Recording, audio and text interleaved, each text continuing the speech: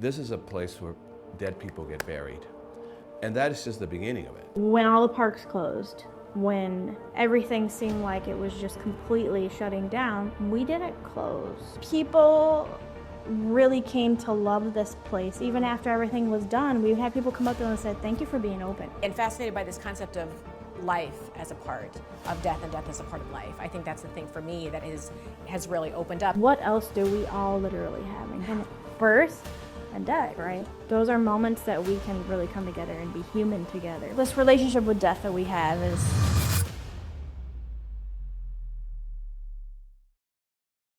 Welcome to Disrupt the Podcast with Andrés Tapia And Eloiza Domingo. where we challenge conventional wisdom and we look at the things that are shaping our future. On this episode, we're going to be talking about the disruption of the meaning of death. Guys, we're at a cemetery today, so we're actually really excited about that. And we have an amazing guest. Her name is Jensen Allen, and Jensen is going to tell us a little bit about her title. So we're actually going to start with you, Jensen. So tell us about your title, what you do here, and where are we? Tell us a little bit about where we are today. Sure, so I'm Jensen Allen. Thank you for that lovely introduction. I am the on-site director here at Graceland, so kind of manage everything on the ground, work with our team, wear a lot of different hats. Yeah, that's the biggest And thing. before you go further and tell us the cemetery, on-site director sounds like an innocuous term, but part of the disruption is we're going to learn a little bit later what on-site director really does, and it goes beyond just managing the dead bodies. Very true. So we're actually in Graceland Cemetery today. In Graceland, a little bit of history. It was founded in 1860 as a part of the rural cemetery movement. So started on the East Coast, came here to the Midwest. The design, that's beautiful landscapes, winding roads, all of that. We have about 175,000 people buried here, so it's a decent amount. We're 119 acres. We are probably mostly full, but we still have space and we're still being inventive. More room for more dead people then? Correct. Okay, good. And space for the living. That's right. Just for the people that don't know Chicago area, you talked about this being part of a rural movement for cemeteries, but that was many years ago. Mm-hmm. And just describe for us, where is the cemetery? Like, if we're doing a drone view, what would people see? Oh goodness, within the cemetery itself or just in the city? Surrounding. I want to give them the City? context. Okay. Yeah. Well, I think probably the biggest thing is Wrigley Field. You're going to see Wrigley close to us. We're only half a mile north. So baseball is a big thing here.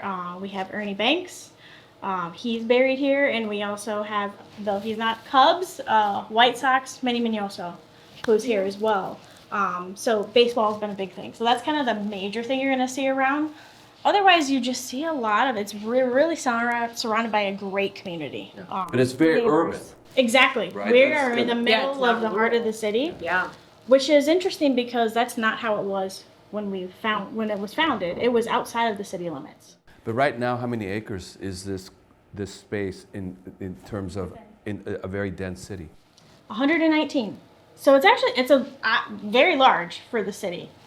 Moderate size compared to other cemeteries in the world and country, but for Chicago, big. It's easy to get lost in here. Easily, Whether yeah. intentionally Well, or not. 119 acres in general is very large, but especially in a large urban space like Chicago, that's almost unheard of in this area. Yeah. Yeah. So tell us just a little bit more about the geographic and architectural aspects of the cemetery before we talk about the disruption that's going on here. So when they founded the cemetery, it was actually a lot more acreage. So there were in the city, actually outside of the city, you could buy up to 500 acres of land for a cemetery. Obviously, we have not ended up with that, but the thought was to have very curated design elements that were part of landscape architecture instead of your typical architecture or churchyard you might see. So you see the winding roads, you see the beautiful plantings, you see the very ornate monumentation. And what's unique about most of the rural cemeteries, and we're no exception, is that there's not a lot of religious symbolism because we're not religiously affiliated. Got it. So you're going to see a great mixture of monumentation that's throughout. And it doesn't feel as crowded as it might as a churchyard because of the way they planned it. You know, lots could be sold instead of on a grid. Say, for instance, you bought a square footage, just total square, and you have 7 graves. Here, they're like, you can buy 2 plots together. It could be like 600 square feet, and you get to choose how you utilize that space. This is how you could do it. You don't have to. A giant monument could go in the middle. You could have burials in different corners. You could say, I only want 1 burial on this piece of land, and the rest of it to be open, which was very unique for cemeteries in the United States at the time. Yeah. So that kind of is reflective in how you see it. Yeah, so as you've been describing it, our viewers have seen footage of this beautiful cemetery. And it's known for its architecture and its winding roads and the trees. But the disruption is not about the size of the burial grounds, or the burial plots, even though that's a micro disruption perhaps. But now let's get to the heart of why we wanted to interview Have you you here. and be here. We're talking about the disruption of death. Tell us, why is this cemetery part of a movement that is disrupting our concept and the meaning of death? So recently, and it really took off with COVID, we have become more open to people doing things that the cemetery was originally meant for. So people are enjoying it for picnics. They're bringing their families and planting. They're, Planting what? Planting flowers, tending to graves.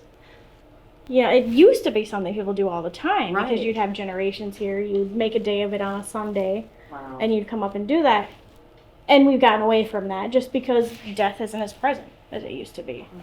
So we don't think about it in our day-to-day life like they would have. But we are going back to that, even though death still isn't quite as present as it used to be. Thank goodness for modern medicine, right? But it's definitely during COVID we felt that shift. It was very present. We were in unknown territory. Yeah, death was a much more common, or it was, like you said, it was kind of a present concept during COVID. Sad, but like you said, it sounds like people kind of, I guess, took it or shifted that, here. Yes. When we were driving through, there were families walking their dogs. I have never seen somebody walk a dog in a cemetery. That is amazing to me. And our philosophy was kind of mindfulness first. So we want to be open to people to enjoy this space as what it is, a green space, the history that's here, the legacies people wanted to leave behind, but being mindful when you do it. And part of that is education. So the educational aspect, sometimes people just come through a cemetery and do things that people might find off-putting or disrespectful. They just don't know that they're doing that. So we're giving the benefit of the doubt. Be mindful of your surroundings. Are there mourners nearby? If you're walking a dog, maybe not everybody agrees with that. Being a communal space that's open to all cultures, it can be challenging to help everyone see that there's a lot of different viewpoints that exist here. And when you talk about, you said the word education. For me, Jensen, the idea of being in a cemetery and then education is not, I don't think of it that way, So what kind of education do you provide? So a lot of it is just very internal in the sense of when we talk to families, we work with vendors, other people in the death care industry. We're letting them know about options they have. A lot of people don't realize that you could bury an urn. Some people just think, oh, it just sits on here, yeah. Or they don't know what kind of headstones you can have, or they don't know that maybe you don't have to have the traditional service that everyone in your family had. Or they don't know that there's so much history here. There's really cool people that lived a life. Maybe we know about them, maybe we don't. Or just the history of how cemeteries came about and how we relate to death. Yeah, and I think also I've heard you present on education in a different kind of way. You have researchers from DePaul University and other institutions in Chicago doing some research. I'd like to hear about that. But also you do education of children and young people and adults on destigmatizing death. So can you explore some of these other forms of education here? Yeah, so specifically with children, people are always kind of weird about bringing children to a cemetery. I think that's a lot How does of weird cultures. look like?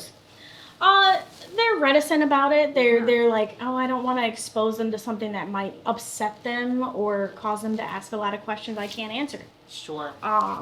And we've seen a shift in that curiosity, especially because we're a lot more open to people coming with their kids now. It's not that they shoot away the people before, but it just wasn't a common practice, so you didn't see it, and it was unusual to see it. Maybe they got funny looks and they didn't want to come back. Who knows? Yeah. But now we're like, we have groups that come through that are elementary school, sometimes even as small as kindergartners, that we've heard from a lot of families that they're walking through the cemetery and they're finding fun ways to think about it, even though it is obviously okay, hold on. Yeah. a fun way to think about it. What's a fun way To think about death. to think about death? Yeah, give us an example of that. So a lot of times it's through like a scavenger hunt. So Okay, I'm sorry. you can put them They're looking together. for what? Skulls or? That could be something. Well, not like that. But it could be a symbolism. Yeah. It could be symbolism on a headstone. It could be, does that person have the same birth date as me? Does that person have the same name as me? What's their life? What do you think their life was like? Ways to connect to it doesn't feel so scary. Yeah. And even sometimes seeing that children did pass away a lot in families in the past, and it's not like that anymore. I'm sorry. I'm like literally sitting here like with my jaw because I'm a mom.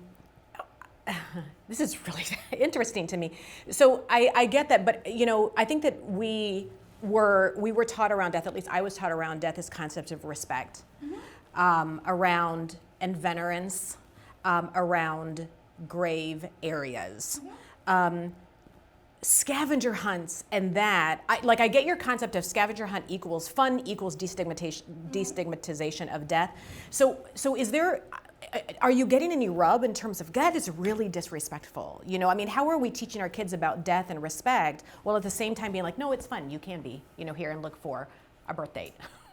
So there's a lot of room for cemetery etiquette education at that time. So you talk about, it's okay to laugh at a cemetery, but maybe be mindful of where you're laughing, or probably don't run uncontrollably somewhere without realizing where you are, or climb on things, or, make fun of things that you don't understand out loud.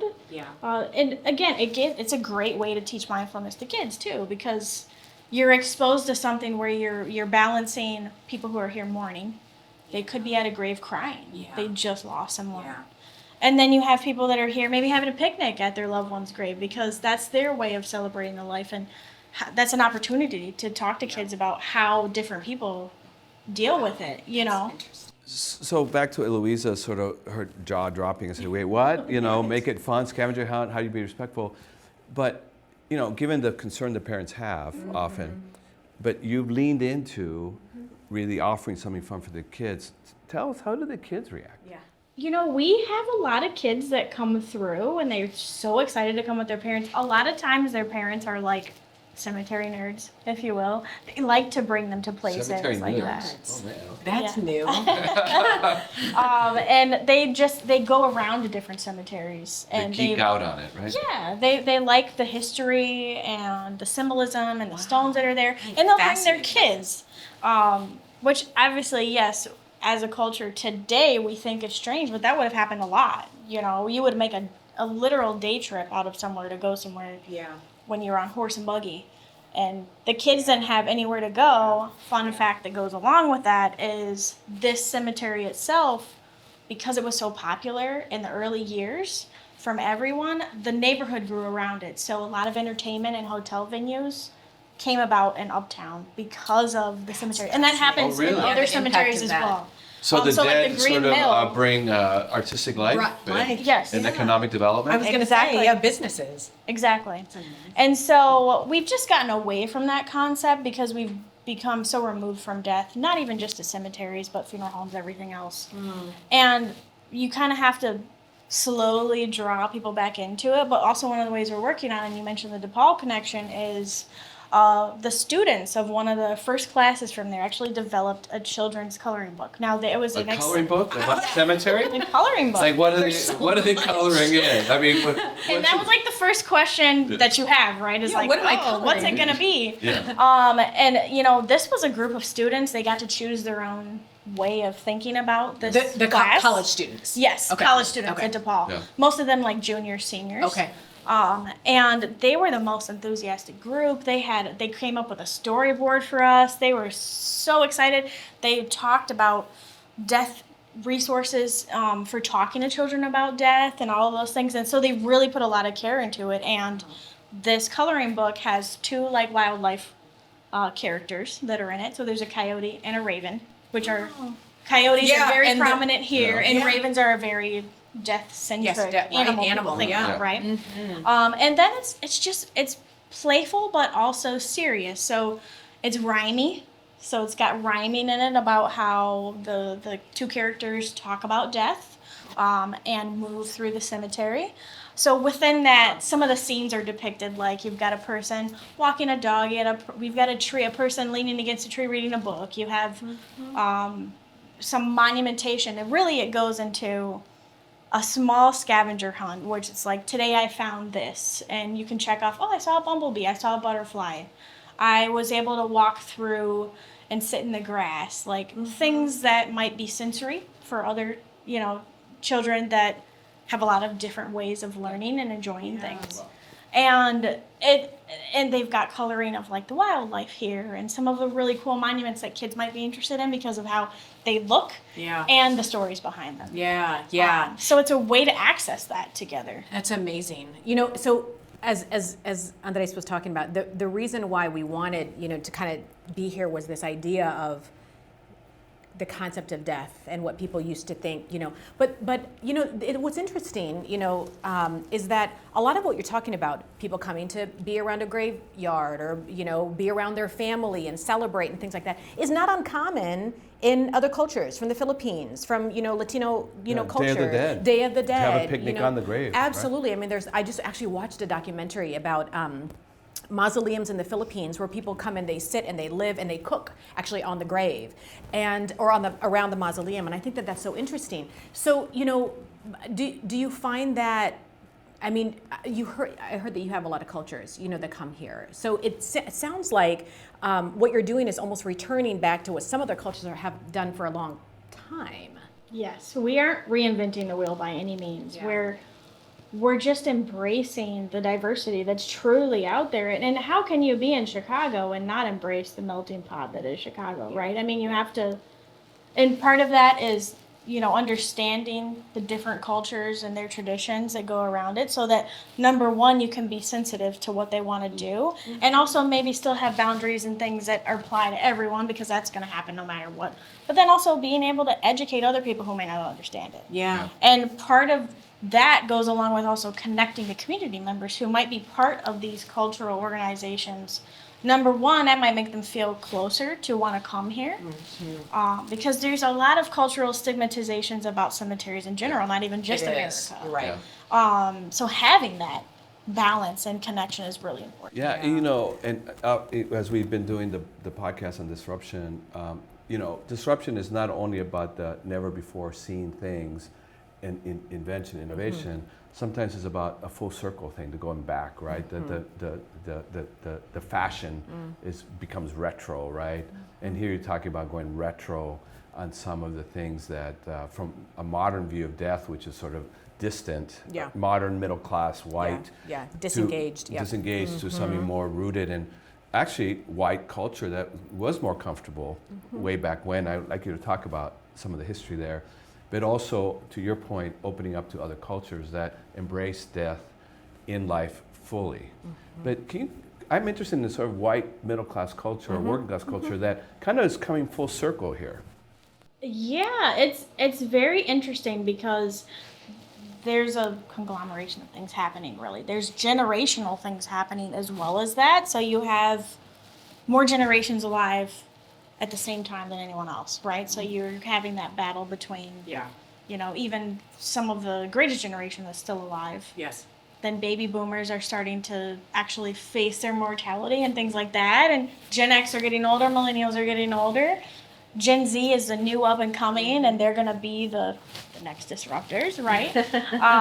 And kind of merging those ideas together and how they vary so greatly. Putting it into the white middle class, working class, that is really probably the majority of Chicago at the time when Cemetery opened.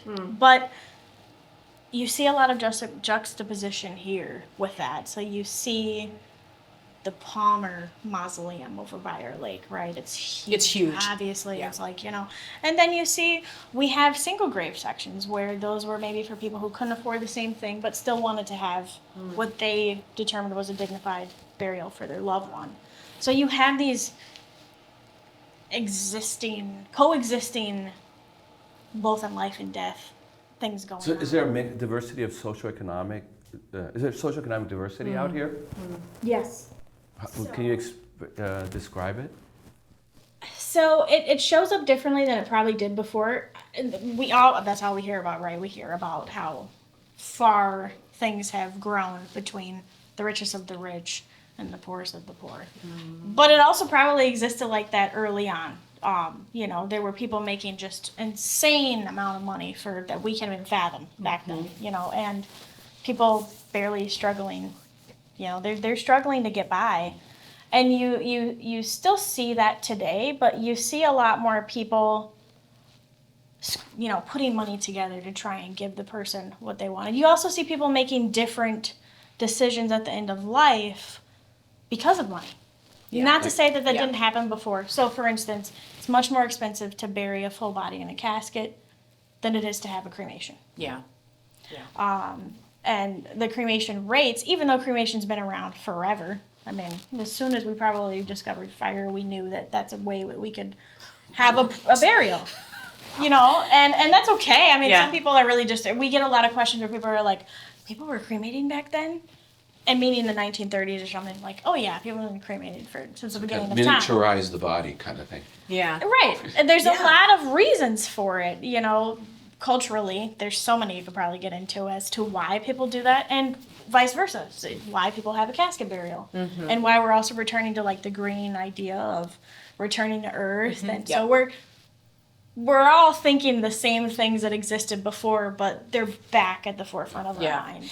So one of the things, Jensen, that I love, most of our guests know that we always do kind of a prep before, the podcast. So one of the things that I'm so struck by is just your, just the humanness, about this. And I realize maybe that might be weird for me to say, but also the humor that you bring like the lightness that you bring to this, which is really fascinating. I think that's part of being a disruptor. So I'm just going to kind of go out on a wing here and ask you. So what is maybe something that you were really surprised by when you started this work, or maybe like a story that you could tell us where you're like, I was not expecting that from this family, or something where you were like, wow, this burial took me. I was kind of shocked, because I feel like in this line of work, not much should shock you. But what shocks you? You're like, nope. Yeah. I will say, yes, there is an element to it, or is like, at some point you're just like, I'm not surprised by it. Yeah. And couldn't control my face when the question was asked, but I'm not surprised by it. I will say one of the best things about working in a cemetery, or probably death care in general, is you are never short of a story. And every single day you're learning something new. Tell every us a single story. day. I was gonna say. Oh goodness, putting me on the spot for Yeah. a specific story. We've had, I think it's not, the way I like to see it is I don't have like one specific story. It's like a holistic view of different experiences that come together, right? And it's trying to show the spectrum of what can happen. Yes. We have had a lot of times I will be in the car with people and you get the whole family that comes out. Understandable. They want to be able to make the decision together. But death tends to not always bring out the best in people, especially relationally. Yeah. And there can be a lot of fighting right in front of you.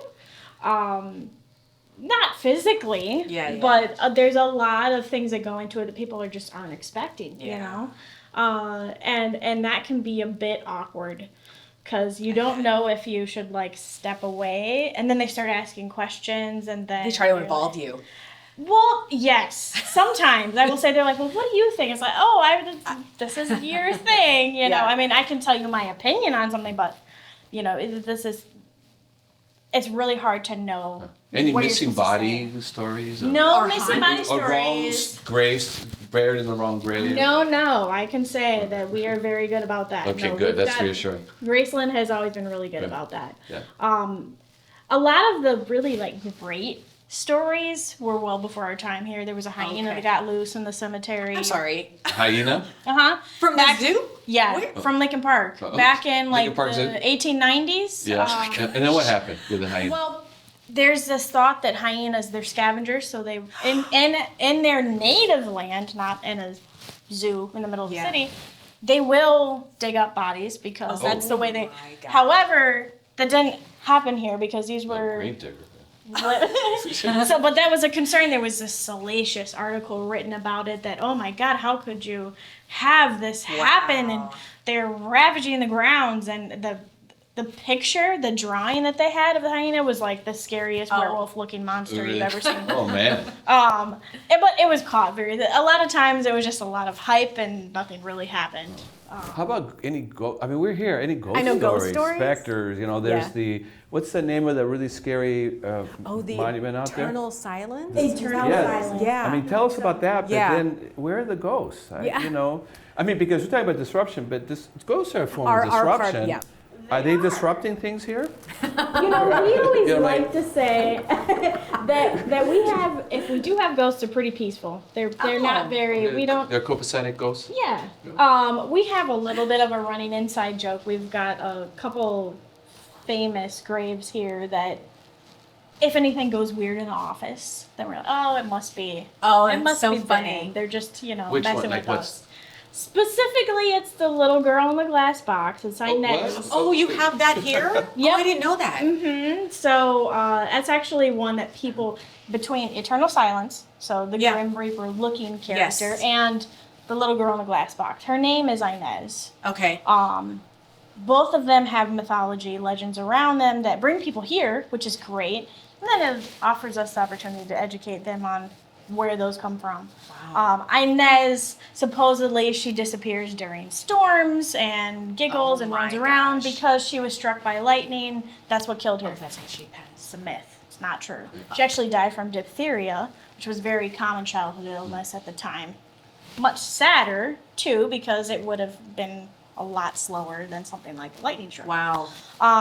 But people love that story, and they bring tributes to her. She's probably one of the most visited graves here for Really? that reason. But I always say I'm going to be super boring on the ghost story, and because we have never experienced anything here. We've No. maybe heard from people before, but it's nothing that's ever been malicious. Well, you might be quiet about it, but when you're walking out there in front of Silent Witness, it does. I got that right? Silent Witness? Eternal silence. Eternal Silence. Oh, eternal silence. But that still works. So what is that? He's But a man, silent witness. He is. I've seen him talk yet. Well, we both got scared. We both got scared. So It is very eerie. so Yeah. what? Tell our viewers about. Yeah, about that one. So that one, I always tell people they either love it or they hate it. And there's a lot of people that come here that came here as children, and they're like, I won't even go. yeah. They're like, don't go past that. I could see They'll that. literally tell us like, don't go Yeah, I past could that. see I that. don't like this. Yeah. Some people are like, oh, can I go see it? I want to be buried near there and things like that. So there's not really like a camp in the middle. It's either you love it or you hate it. Yeah. And a big part of that is just how tall and It ominous is. it is. Large. The legends behind it are that if you look it in the eyes, which number one is hard to do because Which you it's did. tall, I did. You're okay, right? So far. is that you would see your own death. Wow. Like you get a vision of it. The other thing is that if you take a picture of him, Which he's I not did. gonna. Come on. I did both. I did both things. Please, I don't want to lose you. That was a little less problematic, but it just says that it wouldn't show up in the picture. So Oh, okay. you Okay, you well. wouldn't really necessarily have an issue where you might have a premonition of final Yeah. destination, whatever it might be, Gosh. But that's where kind of the eeriness comes from. And Yeah. we've discovered, and I've actually talked to some people before of like these ideas of mythology behind the things we just don't understand. Mm-hmm. And people create stories to go along with that too, because as humans we fill in the blanks, right? We've got to understand things in our own way. Yeah. But the real story isn't quite as fun. It was Yeah, it's mythology. You're right. A pretty major businessman, early settler of Chicago, and he left a lot of money, and his son contracted Laredo Taft to make the statue. So unfortunately, that's about the extent we know of why. But we do definitely enjoy people enjoying it. I will say. You know, part of the this place is disruptive in a variety of ways. It's gone from being a place where dead people are buried only to being many other things. I've heard you talk about it being an urban green space. And when you talk about urban green space, you talk about a walkable space, a place to bring your dogs, to bike, to have picnics at.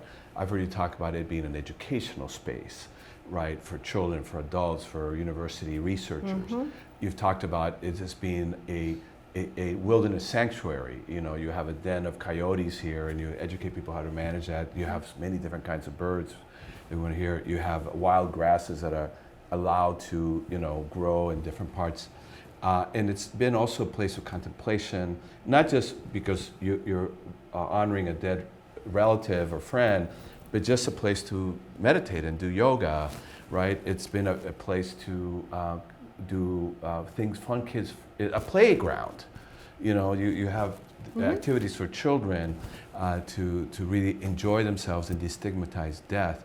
So can you talk about sort of this transition from a cemetery being a place for dead people and dead bodies and for sadness and mourning only to this much broader picture? What is the big picture here about the vision for Graceland Cemetery, and what is the disruption that we're talking about here?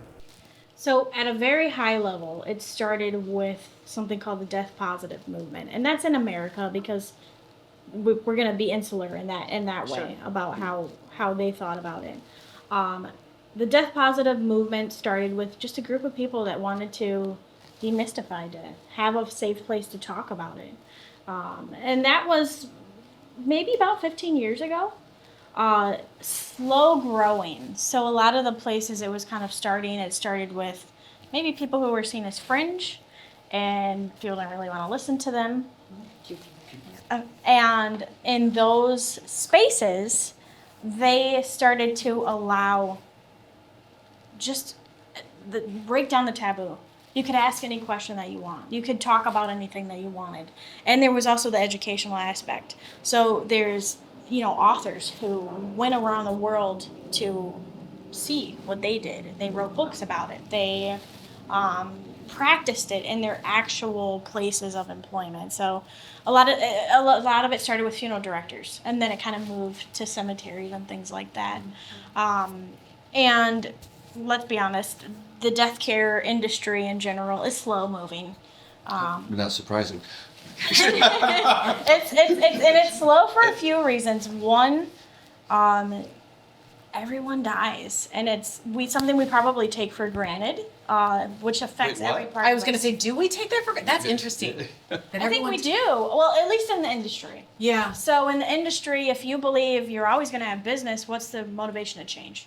Oh, I see. Oh, yeah. The supply chain is in good shape here. Got that. Right? Yeah. The pipeline of dead bodies is on its way. It's constant, right. And so with the convergence of the death positive movement, there was also this idea that more people were getting cremated and not utilizing spaces in the same way anymore.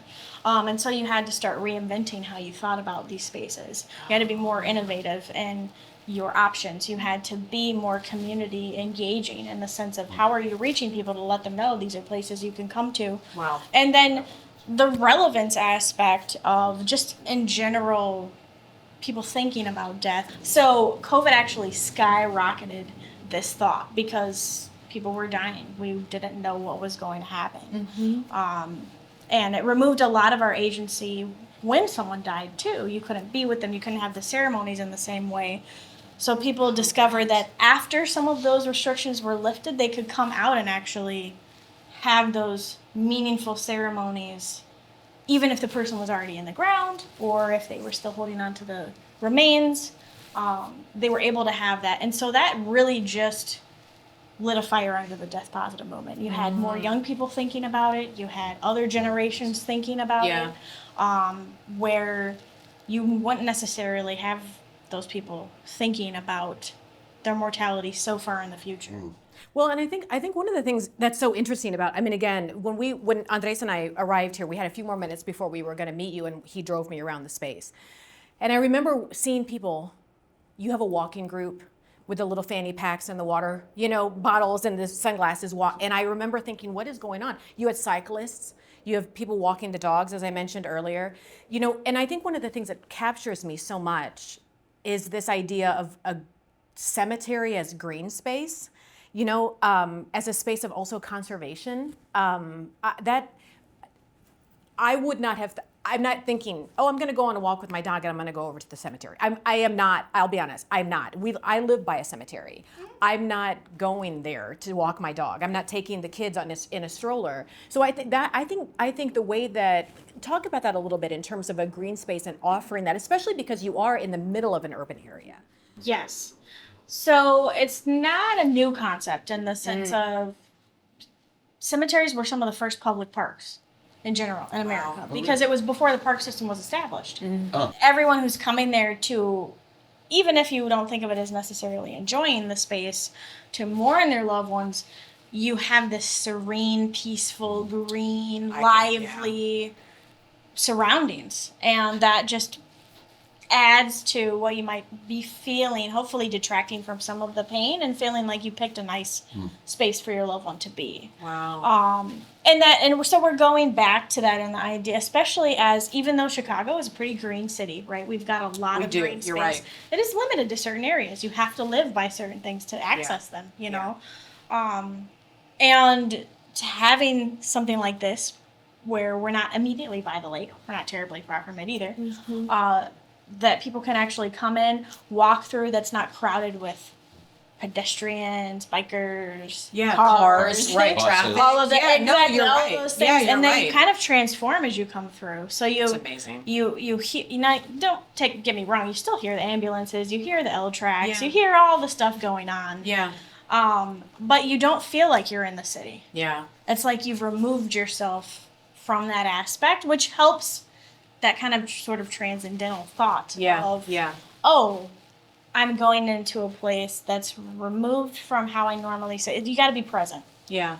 And that is a big thing. And not every cemetery does the things we're doing. Some places still are holding on to things for various reasons. It could be just their traditional beliefs. It could be their immediate surrounding community isn't super into it. And it could be that the powers that be there also just are like, no, we're not ready for this. This is too much of a risk. You talked about COVID being a moment of us facing a mortality and the interesting effect it had on people of all ages, right? But I've also heard you talk about how COVID, when everybody was constrained in their apartments and their houses, that this was one of the few places that people could walk out safely. And that was also part of the tipping point, right? To start to see this as a true green space. Correct. A lot of our regulars, if you will, people who come in all the time who have found this place, found it during COVID. And they come out and they walk it. Not people that had already known about it. You've got your people that had already been doing that for years, right? But when all the parks closed, when everything seemed like it was just completely shutting down, we didn't close. Wow. Now, there were some hectic days to that, I won't lie. There were definitely navigations that we had to figure out as well. Like because what? a lot of people came here. I mean, I can't even tell you. Wow. Give us a picture. Yeah, I was going to say how, Oh, we're probably at 500 plus a day. Which, obviously, in 119 acres doesn't feel like that much, but a day is a lot. And so in comparison to, like, what is average for you? So 500 is not average. What is average for you then? I would say during a nice day, it could be about 250. Oh, so you're when doubling. you go down to, like, winter, you still have people come out, but it's like 25-50 a day, maybe. Yeah, that's significant. So it was extreme. Wow. For us. Yeah, and sure. There was a lot of boundary pushing too. You had people that are like doing what they do now and being really great about it. Then you have people who are like wanting to play volleyball here and so. Oh, no way. Oh yeah. When you put the net? barbecues. Barbecues? You're kidding. Did they put up a net? Did they use any of the obelisks as part of the holding? Mostly trees. That's the funny part. They thought they weren't on land that had people, but everywhere here has people. So they were on land with people. So people pushed the boundaries. Yeah. They had full-on barbecues here. They had everything. So we had a lot more policing. We normally had to do than other. You know, we had to do to let people know you can't do that here, and it was just really hectic from that. But it also, we learned a lot, you know. And unfortunately, that same year, at the height of when everyone was coming here, we had the derecho that came through, and it felled 60 trees in 15 minutes. And we lost 120. We had damage of 120 other trees. We had to close our gates for 4 weeks. Really? Completely. It was that dangerous to clean everything up. And I can't tell you, people were devastated. Because they couldn't access the space anymore. And since then, we still have people. I mean, things changed, obviously, with COVID. We went through periods where we finally got the vaccine. We could loosen on things, and then we backtrack and we go back, you know. But people really came to love this place. Even after everything was done, we would have people come up to us and say, thank you for being open. Oh. You know, they say that, and they would get teary-eyed, you know. They're like, or they'd say, I spent so much time here, I love it. Yeah. How can I be buried here? Wow. Isn't that interesting? Yeah. That's a lot. That happens a lot. That's a connection. That is a connection. Very much. Yeah. Very much. Because, and that happens a lot actually. So people that live in the city would come here all the time. They say, Well, you know, I could see that. Going back to, you know, disrupting the meaning of death, and I've heard you talk very eloquently about this. Just bring us into the sort of what really is the circle of life and death, right? And you just gave an example of that, but what is going on here now as we disrupt the meaning of death? You know, as people actually destigmatize death, or what kept them alive, not only physically but in spirit during COVID, has connected them to the place that will be that they want to be their final resting space. So what's this life-death thing happening here? that's a good question. Dare I say I'm going to be a little bit funny here? Maybe. If it doesn't Go for land. it. Please do. Gallows humor is okay. The goth kids are coming back? No, I'm just because this whole idea of No, are they coming back? that, I would say so. I would say so, yeah. All right, go they ahead. are. Go ahead. Yeah, I think it's like a whole thing. It is, you yeah. know? Yeah. Maybe not in the same way. They've got a lot of different types. It is. I was going to say it's very broad now. Yeah. But it's this idea that young kids are really interested in spaces like this. Maybe it's because a lot of them were kind of growing up in the COVID and they saw it all the time. Familiarity. Yeah. But overall, this relationship with death that we have is turbulent, I guess, if you will. It's you have these moments where you're ready to think about it. You can talk about it. You can have a safe place to talk about it, and you do. And then you have moments where it feels really, really close, and you may retreat, or you may go into communities and find that. And I think that's always existed for humans. Our life expectancy is a lot longer than it used to be, obviously, right? I mean, that plays a huge factor into it. We just don't have to think about it like they would have before. You know, I know you're very respectful of people's religious or non-religious beliefs and beliefs about death, but this whole destigmatizing death, this is your job. You come here every day. You come to a place of death, but really we're talking about a place of life every single day. What are some practical things you would offer our viewers who are afraid to talk about death or lean into it, or even not sure about coming to a cemetery like this one?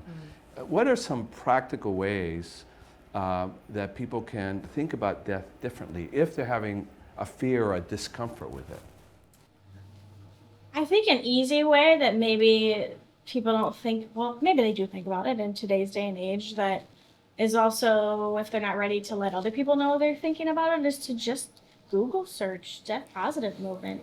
Google search what that means, if there's things, and it won't come up with anything morbid. It's not going to come up with like pictures of things and freak people out. It's going to talk about how you can think about it on your own, and there's an insane amount of resources for that.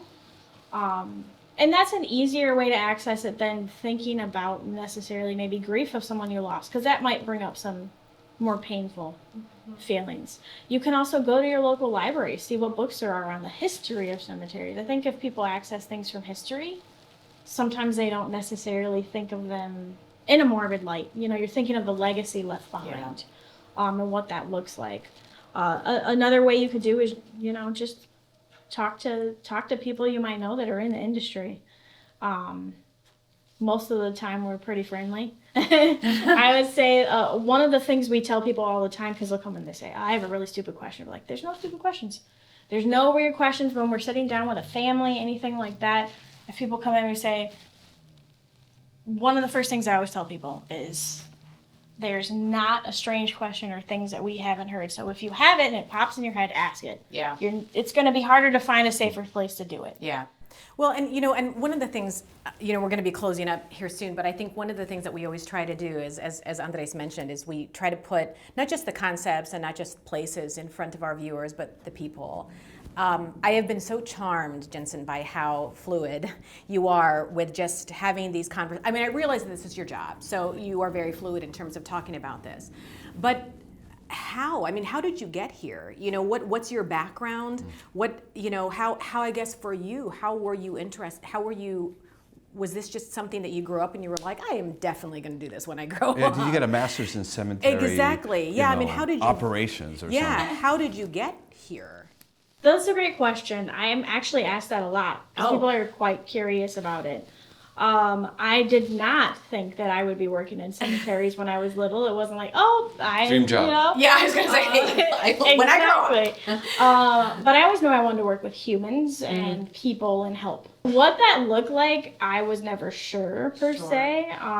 But I grew up right behind a cemetery. That's my parents are still living in the same house that's there.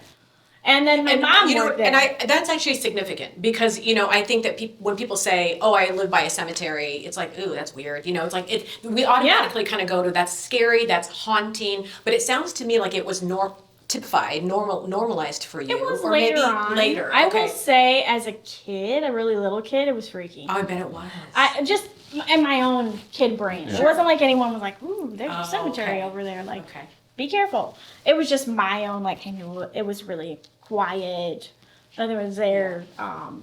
But when it comes to actually being comfortable with it, my mom started working at the cemetery part-time, that one that we lived behind, when I was 10. Okay. So she ended up being there 20 years. And when I graduated college with a bachelor's in psychology, just general psychology, I really didn't know what I wanted to do just yet. But this was a little before the time where it was cool to take a gap year. It was kind of like, no, you have to start getting into what you're going to do. And I'm like, am I going to do a master's? I'm going to try and find a job. And there was a summer internship program actually that came about there to help with database entry at that cemetery. Okay. And because my mom knew it, I interviewed with the people, and she had helped with their database. So I always liked technology, and I was like, ooh, I get to help a historic place come into the 21st century. Yeah. That's interesting. And I was down doing that job for a week, and they pulled me up to do admin work because they're like, we need more people up here. Then I was the youngest person there, which was not unusual for me because my family's always been older, so I was always around older people. Didn't feel strange. And I was there for a while, and I loved it. As such, with some places, management changes, and things change, and it doesn't feel as good as it used to. And then this. Well, then you got your master's. Or what? Right, so I came here first. So I joined Graceland first. And then still wasn't sure exactly how long term I'd be doing what I was doing. I'd only been doing it for 3 years-ish at the time.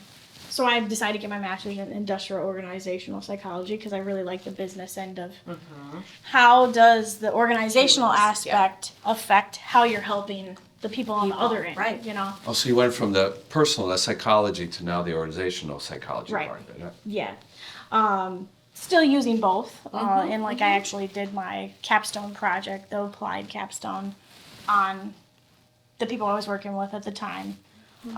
Really small team, and so it was really interesting. It was nice to be able to apply what I was doing to something, because you didn't get that in undergrad. It was like, here's all these theoretical things, right? And then now go out into the world. Right. And then it was in my master's, I really got to apply stuff that I was doing in real life, which was really nice. And then you just you're like, if you love it, it's hard to find something else that's similar. Yeah. That you would see. It's hard. And what do you enjoy the most here? I think think the thing I like the most is helping people. Whatever shape that comes in, that's my favorite part. Second favorite would be learning from all the different types of people that have come across. I can't imagine another place where I'd meet literally people from all walks of life. Yeah, absolutely. Which is amazing. You know, there's a couple things I would like you to just talk about briefly in the big picture of this place. One is the architectural and artistic nature, what we see in the footage here. You know, how is it described? How do historians or art historians talk about it, or current, you know, art connoisseurs? And the other is this place is a research field of work, right? And what kind of research is happening here from the universities? Can you talk about those two things? So I'll start with the research. One of the things that we call it is an open air museum, and we have a great relationship with DePaul University, but also other universities as well. It really stems from anthropologists that are really interested in cemeteries. So via the archaeological standpoint, the humanistic aspect, and that's where the interest comes in. And then you have all the other disciplines that come in as well. And that's really amazing because this is a free space. You can come in for free. You can't go to the field museum or the shed. It's a free museum. Exactly. Yeah. And you can spend also time. interact with the monuments. You can interact with the things here. Now, obviously, we don't want you feeding the wildlife or petting them, but you know, things like you can touch a monument. You know, you can go up and read things physically. You're not constrained by some of the things you would be in a museum. Yeah. Or a physical in-space museum, you know.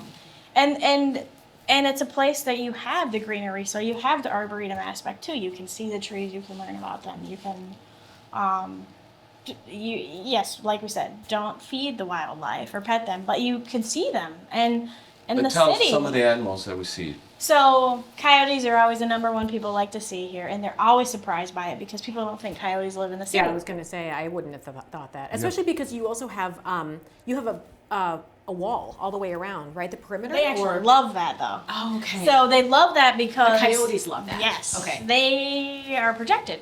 Yeah. So cars aren't coming in that are hurting I could them. see that. No, like deer aren't coming in. Other predators aren't coming in. They're really protected by that. They actually really don't leave the cemetery. We work at the Urban Research Coyote Project. They're right? tagged, right? Yes. Most of them are. So it kind of depends on if they're able to get tagged, either when they're pups or otherwise. But we do work with people who track them. And we also have an insane amount of birds here. People say we have a lot of birders who want to come through, and they so many different. I want to say I've heard that there's 80 species that come through. Oh, that's a lot. Yeah. Through different times of the year, we have various types of owls, cranes. We have a lot of hawks that come through. Of course, we have our lovely crows, and they really like to rule the roost, if you will, here. Not so much squirrels and rabbits because those. Because of that, I was going to say, they become prey. So sometimes we do, and in our pond, so in Lake Delamere, we have so many turtles, so many different types of fish. We have snapping turtles. amazing. We have red ear sliders. There's all those that are here, and people love. They'll just stand on It's their a wildlife vertebrae. preserve. It feels like that Yeah. a lot of the time, and amazing. so people come and they really enjoy that aspect because you don't get to see that. You don't get to see that in other parts of the city, just because it's so dense and everywhere else. But it's definitely a point where people are like, oh my gosh, I can't believe that you guys have coyotes there. No, I would. I mean, well, and it's interesting to me that you said that they're protected because that makes a lot of sense. And so the thriving rate, whatever it's called, and for them to be here, but I think for me, I have coyotes in my backyard, and so we're very distant, from them. Oh, yes. My dogs, but here you have it in kind of a protected space, but you also have people walking the ground, so you don't have any kind of dangerous interceptions like that. I mean, during mating season. Oh yeah. And when the pups are first born, yes, there are increased issues where they're on high alert. Yeah. So we have some signage, we have some educational things we do. Some people listen, some people don't. And they don't really ever have any issues with people.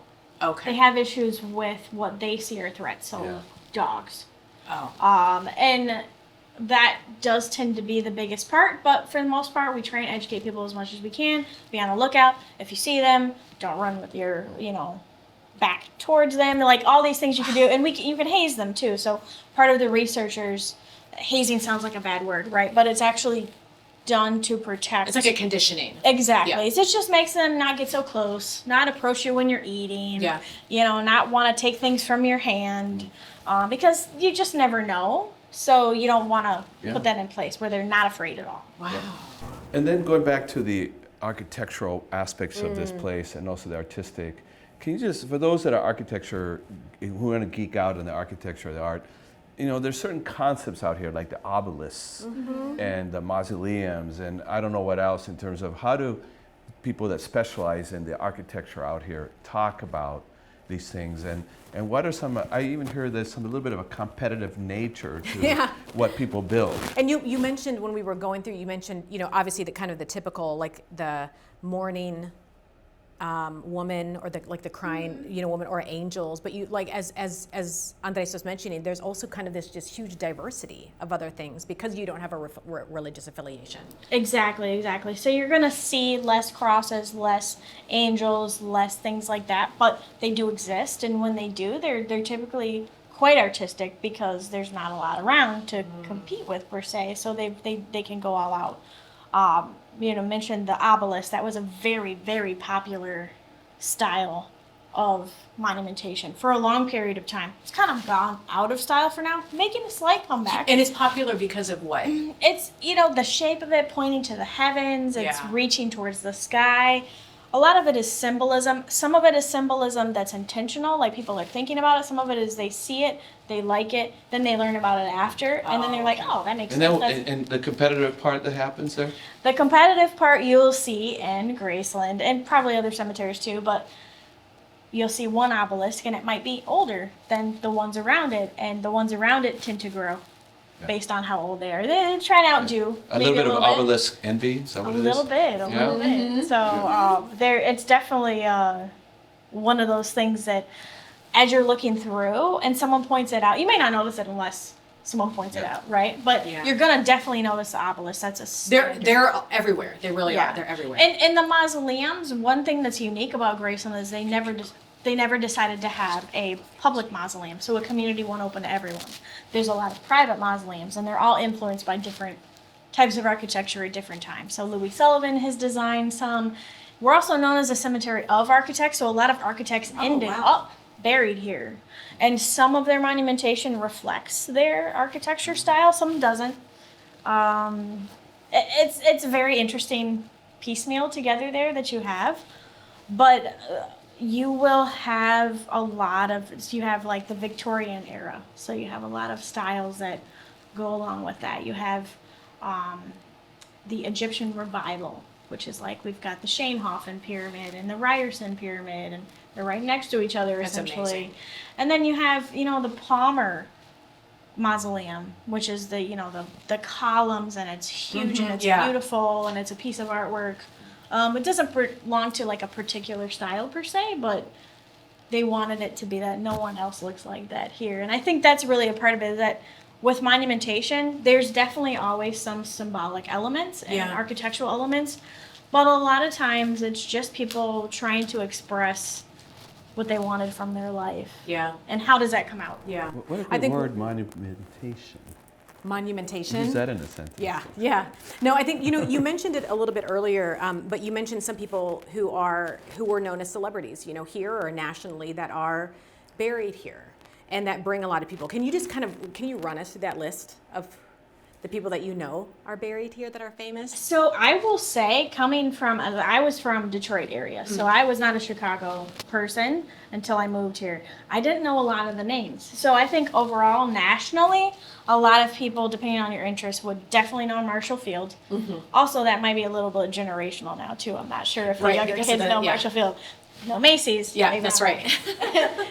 Right, exactly. And so I think that was probably that, and Pullman, because you think of the Pullman train cars and how influential that was, were probably the most well-known throughout. right? But then if you go into architecture, you've got Mies van der Rohe, you have Louis Sullivan, you have, Fazlur Khan, you have all these Daniel Burnham. Daniel Burnham, you have all of these Chicago, but also just architectural icons. Right. That still come today. And then you have sports figures. So you have Ernie Banks, you have Minnie Mignoso, you have Jack Johnson, you have Bob Fitzsimmons, who was also a boxer in different times. So, you have these different figures that people will know for different reasons. Yeah. And then it also depends on how old it was. So I would say newer people may not know Ernie Banks, but a lot of people who grew up watching the Cubs prior to their 2016 World Series definitely knew Ernie Banks. And Ernie Banks was a huge character within Chicago. We don't have some of the things that people think about when they think about Chicago, like Al Capone's not here. And, we don't have some of the people always think, we don't have Harry Carey here. We don't have, but the old Chicago money and magnates, they're here. The Palmers of the Palmer House, you have a lot of brewers here, a lot of early brewers here. So that's Shane Hoffen. No wonder there's so many parties here. I know. Here, yeah. So we're coming to the place in our podcast, which it's always fun, but it's always hard because it's time to kind of like wrap it up. And for me, I've been so fascinated by this conversation for so many. Fascinated by death. I know, fascinated by death. Enlivened by death. I was going to say, and fascinated by this concept of life as a part of death and death as a part of life. I think that's the thing for me that has really opened up. And that's really the part of the conversation that we've come to, what we call Disrupt GPS, which is, Jensen, this is where we kind of have takeaways. We promise our audience that we have great conversations with great people and great disruptors, but at the same time, we also want to be very practical about like kind of what are the takeaways. And we'll be asking you about that here in a second as well. But Andrés, if it's okay, I'd love to start with you. What are some of the takeaways after having this great conversation? Yeah, when I first got exposed to Jensen and this wonderful cemetery through another visit, I'm part of a foundation that actually has given some grants for some of the story collection happening here, and that's how I got introduced. But I was struck by the holistic nature of this place. I mean, for me, it's like the disruption really is from a place in my head and a lot of people's heads that this is a place where dead people get buried. And that is just the beginning of it.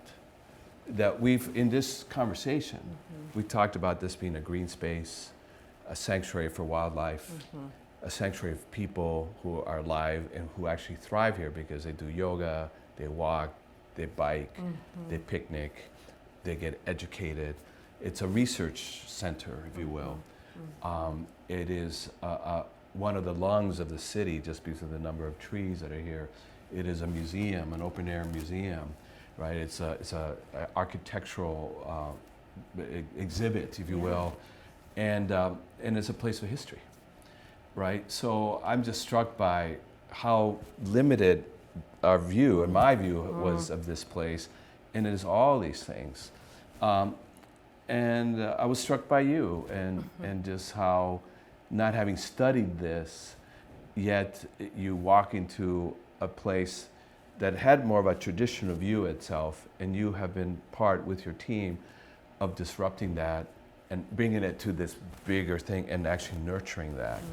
And I think that's a great example of a disruptor in a disrupted place, and really fits kind of what this thing is about. Absolutely. You know, before we got here, Jensen, we asked you about how you were introduced to death, and you told us about your grandmother passing away at 7, when you were 7. My Lola, my grandmother, I'm Filipina, died right about that same time, when I was 7. And we were all told to wear white to the funeral, which prior to that, you know, I'd seen all the movies and I'd heard, you know, you wear black and it's very cleaned up and I just wore whatever everyone else wore. And I remember the family is ushered in, so we lead and you walk up, and then when Lola's body was put into the ground, I remember just this concept of turning around. And, you know, because we're facing, and I remember the concept of just turning around and turning our back. And I remember thinking, what are we doing? Like, why is that happening? Why would we do that? You know? And I didn't really ask any questions at that time. And I remember my family saying, if you face Lola, it means you're saying to her, don't go, you know, and if you turn away, it means we're okay, you can go. And to me, that was my first exposure, but even I don't think that I really understood it. And so what you've made me do here, talking about it like this, is remind me of that, and remind me that I was once taught that there is a connection of life and death. There is also a communication, actually. For me, I was taught about that. It was communicative, you know. I was telling Lola something. And you're actually really making me rethink that and again challenge, like I was taught that at a young age through my culture, but yet you succumb to, you know, kind of everything else that's around you. So you're specifically talking centric US, and you're right, this is where I was born and raised. So that to me is very interesting. So I feel like I'm going to go away and keep thinking about that. You know, the second thing that I think about is you know, a lot of my background is in healthcare, and in healthcare, we were always taught with culture, diversity, education, or equity and inclusion, the two major intersections of culture and healthcare, or health, or life, is at birth and at death. Medicine doesn't really matter, frankly, at birth and at death, but culture does. And I think about that a lot here, is this interception of culture, this interception of life and death, and where culture then comes into the pinnacle, you know, of it. That's kind of why I asked you the questions of what are some of the amazing stories that you've heard or that you've seen. How does the diversity of Chicago kind of intercept here, that concept? So I don't know, Andrés, if I necessarily have takeaways, but rather that as I walk away from here, like you've really made me rethink, especially as a mom. I mean, I don't know if I might have to bring my kids here and do a scavenger hunt. Like I might have to do that. Well, and I was struck that, and I know Jess is going to answer this question too about what's her takeaway from this conversation. But I was also struck by the aspect of play. Yeah. You know, and so much. Yes. You know, in Disrupt the podcast, we talk about work-life relationships and play, and this is an unusual place where play has emerged over and over again. And here you are saying, maybe I bring my kids here to play. Yeah. Which I would have never. I would have never thought that. Yeah. That's interesting. Yeah. So, Jensen, we would love to hear your takeaways. So, as usual for me with these conversations, the key takeaway is that I'm just generally so happy to hear of your curiosity, and that it's going to make you start thinking about it more too, you know, and how that is the connection for me that grows. So you guys will think about it. Maybe you'll mention it to somebody else, and they mention it to other people, and that's how. Well, there we are. Yeah. Right, exactly, and that's not only just for Graceland. I mean, obviously, we'd love for people to come and visit for Graceland, but to think about it in their own life, and maybe even if it just makes it less scary or less hard or less painful at some point, that's really important. And if you have those safe spaces to have those interactions. You know, we all have these, you know, you have that memory of your grandmother's funeral. Mm-hmm. People have memories of those things that really affected them, and maybe we push them down or we don't think about them because why would we need to most of the time? But they can speak so much to the life we live, and that goes to the whole legacy and how do you want to be remembered, and how do these things come together, and that we don't have to be, I mean, not to say that we're going to get rid of our fear of death, because it's an unknown. It is. Yeah. It's the ultimate leveling, but it's also the ultimate unknown that we don't know, right? I love it. But it is something that we all experience. Now, granted, it's not going to be the same. That's an inclusive thing to say. That is. Yeah. That's something we all have in common, right? We do. And you know, it's not to take away from anyone's personal experience of their own relationship with it, but what else do we all literally have in common? Birth and death, right? Which is your point, right? Yeah. You know, and those are moments that we can really come together and be human together. Wow.